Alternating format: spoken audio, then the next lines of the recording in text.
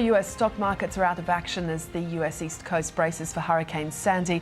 We're just hearing from Sky News political editor in Washington, David Spears, saying it's expected to now make landfall around 2-3 hours time from now. New York's taking no chances with parts of the city's financial district evacuated. Warnings that markets are going to remain closed tomorrow as well. The New York Stock Exchange hasn't seen an unplanned closing since the September 11 terror attacks in 2001. The storm coming at the start of obviously a very big week in the US. There's now just a week to go before Americans head to the polls. And of course, Friday is meant to be the release of the monthly jobs data, which could have an impact on how the vote goes.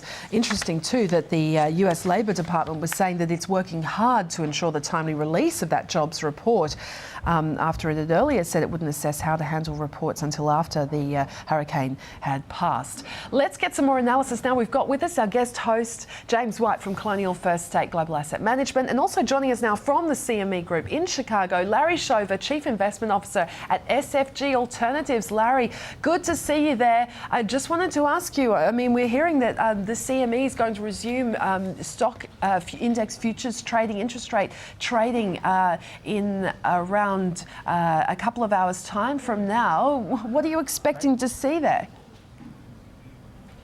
Well, I expect them to be lower. I mean, I think right now this storm, I mean, people knew this storm was coming, and the Globex S&Ps were down about $4 this morning. However, the storm has gotten bigger. I think they realize it's moving faster than it was this morning. And it's just one of those things where it's finally coming to fruition, and we'll know a lot more about the damage, how long the electricity will be out. Do expect the market to be down a little bit, maybe a lot, but again, depending on how severe the damage is in the next 3 hours. Obviously, it's very difficult, isn't it, as you say, to know until the storm has actually hit. But, I mean, looking at those energy markets, how would you expect that to sort of trade, given what we're seeing? And the fact that, you know, there's 7% of US oil production comes from the East Coast, is it? Yeah, something like that. I mean, I do expect the market to be lower, but there's other global factors that have kept the market in check. I mean, let's consider the fact that this morning, Globex had the opportunity to go down much lower than it did, and it held that key 1400 level.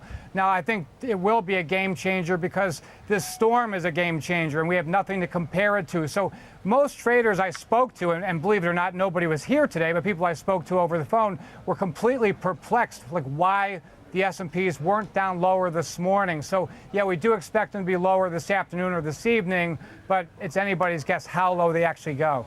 And what do you think with, you know, things like gasoline futures? I mean, obviously refining is going to be hit, but then on the other hand, I mean, maybe the demand's not going to be there either. I mean, if there's damage and people can't get out and about and, you know, fuel up their cars anyway.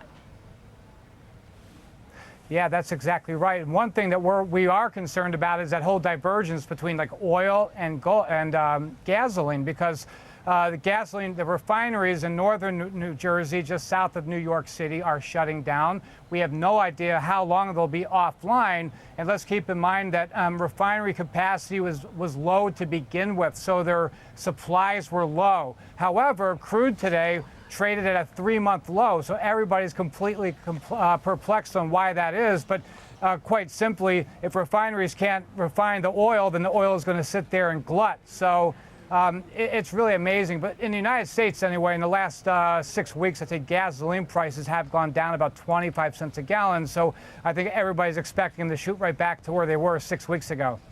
You've been in markets for something like 25 years. I mean, in your experience, how does a weather-related event like this generally play out in terms of impact on equity markets, on FX, on energy and bonds?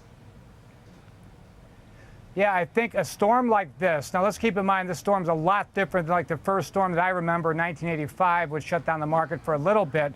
This is different, but it tends to accentuate trends that are already in place. So if you have an equity market that's trending higher, I know we had a retracement this past week, but if the trend's in place, then it's only going to accentuate that trend. It's going to accentuate oil and gold, and especially the dollar.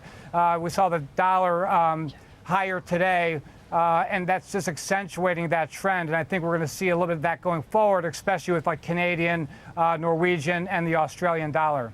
All right, great to get your thoughts. Larry, thank you so much for joining us.